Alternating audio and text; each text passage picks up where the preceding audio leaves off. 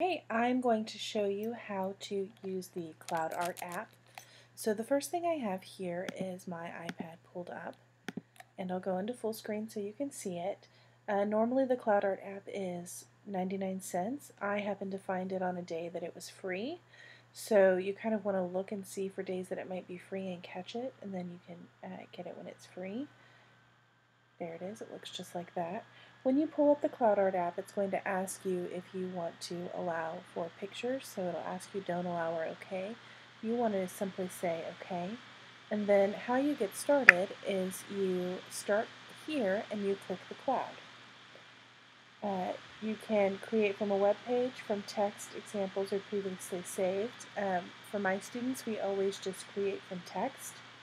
And then you want to input all of the words for your word cloud. So for example, if your word cloud was over weathering, erosion, and deposition, you might put words in that have something to do with that. You can type in weathering, erosion, deposition, soil, rain, nature, change, chemical,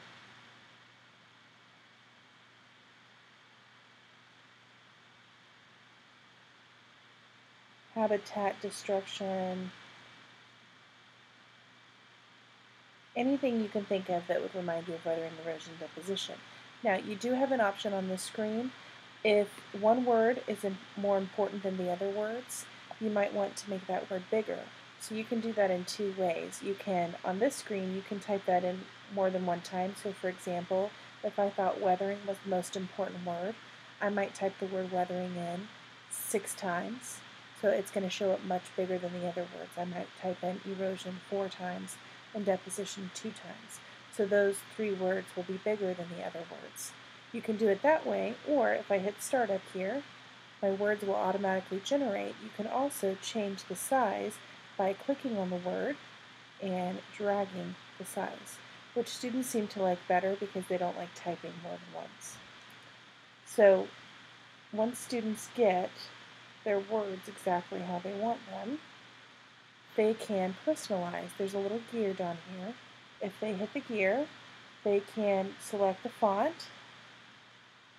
So if they like grilled cheese, they can select, make some changes with the density, with the emphasis on some of the font. They can change the layout, and they can change the color scheme.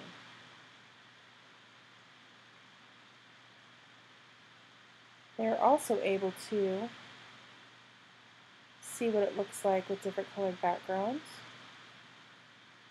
They hit that, that kind of just changes it a bunch of different ways, so they're able to see.